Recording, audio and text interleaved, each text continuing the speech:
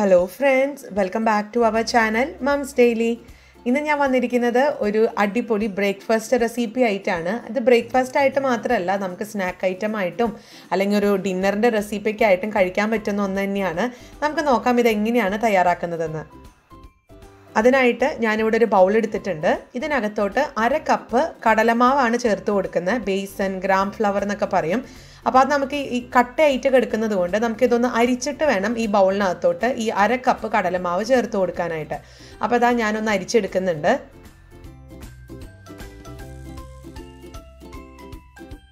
അപ്പോൾ ഇതാ കടലമാവൊക്കെ നൈസായിട്ട് വന്നിട്ടുണ്ട്. ഇനി നമുക്കിതിനകത്തോട്ട് 1/2 teaspoon Kashmiri chilli powder, 1/4 teaspoon മഞ്ഞൾപ്പൊടി ഇച്ചിരി കൂടിയാലും കുഴപ്പമൊന്നുമില്ല കേട്ടോ, നല്ലൊരു കളറ് കിട്ടാൻ വേണ്ടിയിട്ടാണ്. പിന്നെ ഇതിനകത്തോട്ട് ഒരു 2 നുള്ള് ജീരകത്തിൻ്റെ പൊടി, ജീരകത്തിൻ്റെ പൊടി ഇല്ല എന്നുണ്ടെങ്കിൽ ഒരു 1/4 ടീസ്പൂണിൻ്റെ തൊട്ട് താഴെ നിൽക്കുന്ന അളവിലുള്ള നല്ല ജീരകം, ചെറിയ ജീരകം ഒന്ന് ഇട്ട് കൊടുത്താലും മതി. ഇനി ആവശ്യത്തിനുള്ള ഉപ്പ് ചേർത്ത് കൊടുത്ത് ഇതൊന്ന് നന്നായിട്ടൊന്ന് മിക്സ് ചെയ്ത് കൊടുക്കാം. ഇനി ഇതിനകത്തോട്ട് ഞാൻ അല്പം മല്ലിയില ചെറുതായിട്ട് അരിഞ്ഞത് ചേർക്കുന്നുണ്ട്. മല്ലിയിലയുടെ ഫ്ലേവർ ഇഷ്ടമുള്ളവർക്ക് മല്ലിയില ചേർക്കാം, അല്ലാത്തവർക്ക് കറിവേപ്പിലാണെങ്കിലും ചേർത്ത് നമുക്ക് കറിവേപ്പില ഒന്ന് ചെറുതായിട്ട് കീറിയിട്ട് ഒന്ന് ചേർത്ത് കൊടുക്കാം. അപ്പോൾ നല്ലൊരു മണവും ഫ്ലേവറൊക്കെ കിട്ടും.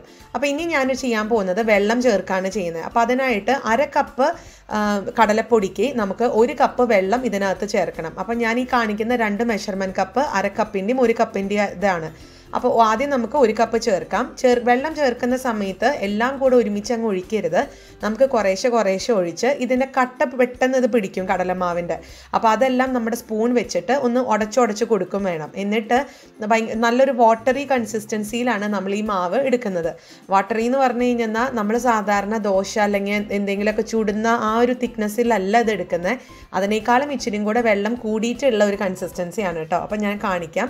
അപ്പോൾ ഇത്രയും നിങ്ങൾ മനസ്സിൽ ഓർത്താൽ മതി.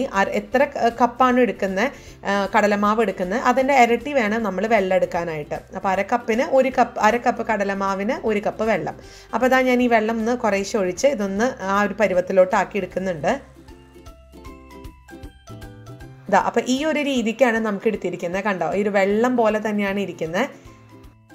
ഇനി നമുക്കിത് എന്താ ചെയ്യാൻ നോക്കാം. അതിനായിട്ടൊരു പാൻ അടുപ്പത്ത് വയ്ക്കുക. പാൻ ഒന്ന് ചൂടായി വരുമ്പോഴത്തേക്കും ഇതിനകത്തോട്ട് ഞാൻ സൺഫ്ലവർ ഓയിൽ 1 ടേബിൾ സ്പൂൺ ചേർത്ത് കൊടുക്കുന്നുണ്ട്. എന്നിട്ട് ആ പാത്രത്തിൽ എല്ലായിടത്തും ആകത്തക്ക രീതിയിൽ ഞാനൊന്ന് ഇതേപോലെ ഒന്ന് പരത്തി എടുക്കുന്നുണ്ട്. ഇനി ചെയ്യാനുള്ളത് നമുക്ക് ലോ ഫ്ലെയിമിൽ ഇടാൻ മറക്കരുത്. ലോ ഫ്ലെയിമിൽ തന്നെയാണ് ഞാൻ എണ്ണ ഒന്ന് ചൂടാക്കിയതും. എന്നിട്ട് നമ്മൾ തയ്യാറാക്കി വെച്ചിരിക്കുന്ന ആ ഒരു കടലമാവിൻ്റെ ഒരു മിക്സ് ഉണ്ടല്ലോ, അത് ഈ ഒരു പാത്രത്തിനകത്തോട്ട് ഒഴിച്ചു കൊടുക്കുക. എന്നിട്ട് ഇങ്ങനെ ഇളക്കി കൈവിടാതെ തന്നെ ഇളക്കണം. കടലപ്പൊടിയാണ്, പെട്ടെന്ന് തന്നെ ഇതിങ്ങനെ കുറുകി വരാനൊക്കെ തുടങ്ങും. അങ്ങനെ കുറുകി കട്ടയായി കഴിഞ്ഞാൽ നമ്മുടെ ഒരു കറക്റ്റ് ഇതായിട്ട് കിട്ടത്തില്ല.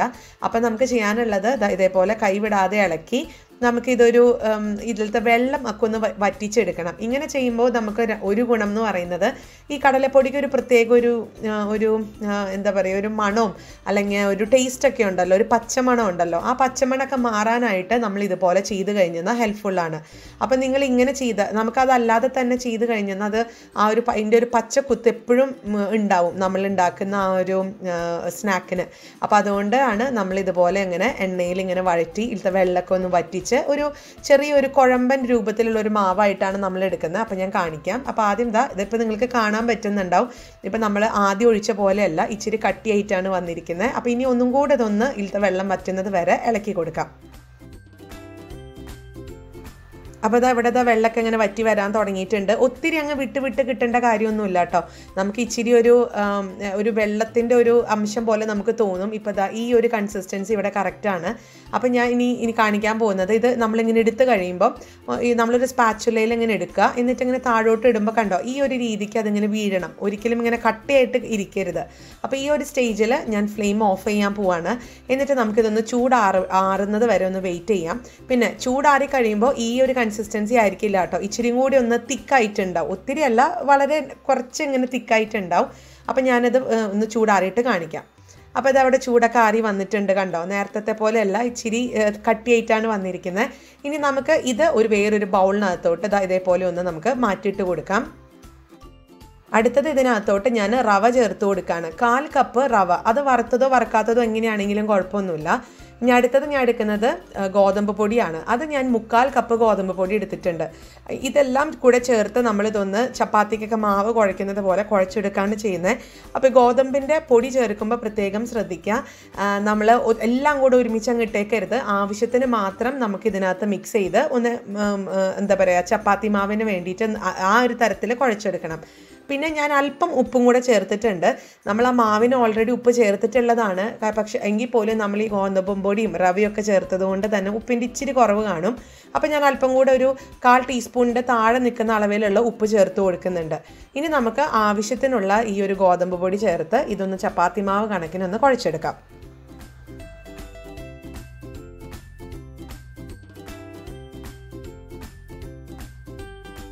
അങ്ങനെ നമ്മുടെ മാവ് ഇവിടെ റെഡി ആയിട്ട് വന്നിട്ടുണ്ട്. കറക്റ്റ് ആ ഒരു 1/4 കപ്പ് ഗോതമ്പ് പൊടി തന്നെയാണ് എനിക്ക് ഉപയോഗിക്കേണ്ടി വന്നിട്ടുണ്ടായിരുന്നത് കേട്ടോ. ഇനി ചെയ്യാനുള്ളത് ഇതിൻ്റെ മേലെ അല്പം എണ്ണ, സൺഫ്ലവർ ഓയിൽ തന്നെയാണ്, അത് ഞാൻ ഒഴിച്ചു കൊടുത്തിട്ടുണ്ട്. ഒരു 1/2 ടീസ്പൂൺ എണ്ണ ഒന്ന് ഒഴിച്ചു കൊടുക്കാം. എന്നിട്ട് ഇതൊന്ന് നമുക്ക് വേണമെന്നുണ്ടെങ്കിൽ ഒന്നും കൂടെ നിങ്ങൾക്കൊന്ന് കുഴച്ചെടുക്കാം. ഞാനിപ്പോൾ ഇതൊന്ന് ജസ്റ്റ് ഒന്ന് അത്യാവശ്യം നന്നായിട്ട് കുഴച്ചെടുത്തിട്ടുള്ളതാണ്. അതുകൊണ്ട് ഞാൻ കൂടുതൽ അങ്ങനെ കുഴയ്ക്കുന്നൊന്നുമില്ല.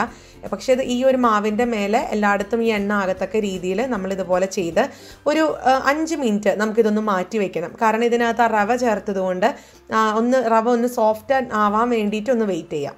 അപ്പോൾ നമുക്ക് നോക്കാം 5 മിനിറ്റ് കഴിയുമ്പം. അപ്പോൾ ഇവിടെ 5 മിനിറ്റ് കഴിഞ്ഞു. നോക്കിയൊക്കെ മാവ് ഒന്നും കൂടെ സോഫ്റ്റായിട്ട് വന്നിട്ടുണ്ട്. നല്ല പഞ്ഞി പോലെയാണ് ഇരിക്കുന്നത്. ഇനി നമുക്കിതൊന്ന് നിങ്ങൾക്ക് ഇഷ്ടമുള്ള ഷേപ്പിൽ നമുക്കിതൊന്ന് വറുത്തെടുക്കാം. നമ്മൾ എണ്ണയിൽ വറുത്ത് കോരാണ് ചെയ്യുന്നത്. അപ്പം ഞാനിന്ന് ആദ്യം ഇവിടെ ഒരു ചപ്പാത്തി പലക എടുത്തിട്ടുണ്ട്. അതിൻ്റെ മേലെ പൊടിയൊന്നും ചേർക്കണ്ട. നമുക്കിതിൻ്റെ മേലെ അല്പം എണ്ണ, വളരെ കുറച്ച് എണ്ണയൊന്ന് ചപ്പാത്തി പലകയുടെ മേലെ ഒന്ന് തടവി കൊടുക്കുക. എന്നിട്ട് ആവശ്യത്തിനനുസരിച്ച് നിങ്ങൾ കൗണ്ടർ ടോപ്പിലൊക്കെ ചെയ്യുന്ന ആളുകളാണെന്നുണ്ടെങ്കിൽ നമുക്കിതൊരു വലിയൊരു ഷീറ്റായിട്ട് തന്നെ എടുത്ത് ഒറ്റ ട്രിപ്പിന് തന്നെ കുഞ്ഞു വട്ടങ്ങളാക്കിയിട്ട് നമുക്കിത് എടുത്ത് മാറ്റാവുന്നതാണ്. ഞാനിപ്പോൾ ചപ്പാത്തി പലക കുഞ്ഞിതായതുകൊണ്ട് തന്നെ ആ അത്തരത്തിലുള്ള 2-3 പൂരി പോലത്തെയാണ് സ്നാക്കാണിത്. അതുകൊണ്ട് ഞാൻ പൂരി എന്ന് വിളിക്കുകയാണ്. അപ്പം നമുക്ക് പൂരി പോലെ കിട്ടണമെന്നുണ്ടെങ്കിൽ ഞാൻ ഈ ഒരു വട്ടത്തിൽ നിന്ന് എനിക്ക് 3 കുഞ്ഞു വട്ടങ്ങളാണ് കിട്ടിയിട്ടുള്ളത്.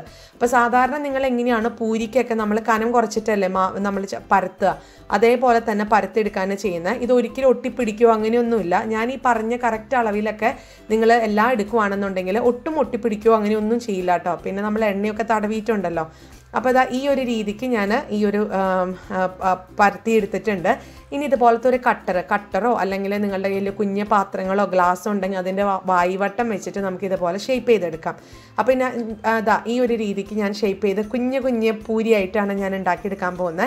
അപ്പോൾ ഈ ബാക്കി വന്നിട്ടുള്ള മാവ് നമ്മുടെ പഴയ മാവിനകത്ത് വെച്ച് അതെല്ലാം ഒരുമിച്ച് വീണ്ടും നമുക്കിതുപോലെ പരത്തെടുക്കാവുന്നതാണ്. അപ്പോൾ ഈ ഒരു കണക്കിനാണ് ഞാൻ പരത്തെടുത്ത് വന്നിട്ടുള്ളത്, കണ്ടോ. അപ്പോൾ ഇനി നമുക്കിതൊന്ന് വറുത്തെടുക്കണം. അപ്പോൾ അതിന് മുൻപ് ഞാൻ കുറച്ചും കൂടെ പൂരി ഒന്ന് പരത്തെടുക്കുന്നുണ്ട്.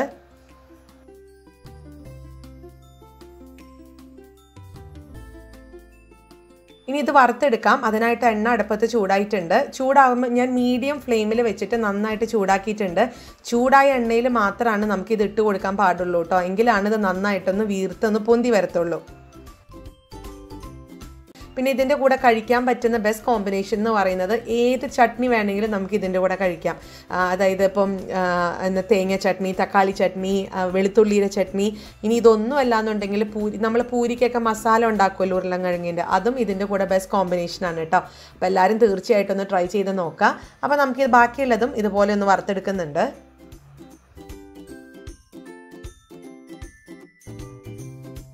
അങ്ങനെ നമ്മുടെ കുട്ടിപ്പൂരികൾ ഇവിടെ റെഡിയാണ്. വളരെ ഹെൽത്തി ആയിട്ടുള്ള, നമ്മൾ എണ്ണയിൽ വറുക്കുന്നുണ്ട് എന്നുള്ളത് ശരിയാണ്, പക്ഷെ ഇതിനകത്ത് ഒത്തിരി എണ്ണ കുടിക്കും അങ്ങനെയൊന്നുമില്ല. വളരെ സോഫ്റ്റും നന്നായിട്ട് പഫി ആയിട്ടുള്ള ഒരു സൂപ്പർ പൂരിക്കുട്ടിയാണിത്. എല്ലാവരും ട്രൈ ചെയ്ത് നോക്കുക. വളരെ എളുപ്പമാണ് ഉണ്ടാക്കിയെടുക്കാനായിട്ട്. അപ്പോൾ ഇഷ്ടപ്പെട്ട് കഴിഞ്ഞെന്നാൽ ലൈക്ക് ചെയ്യുക, ഷെയർ ചെയ്യുക, കമൻറ്റ് ചെയ്യുക. അതുപോലെ നമ്മുടെ ഈ ചാനൽ ആദ്യമായിട്ടാണ് കാണുന്നതെങ്കിൽ സബ്സ്ക്രൈബ് ചെയ്യാനും മറക്കരുത്. അപ്പോൾ അടുത്തൊരു വീഡിയോ ആയിട്ട് നമുക്ക് ഉടനെ കാണാം. അൻറ്റിൽ ദെൻ ബൈ.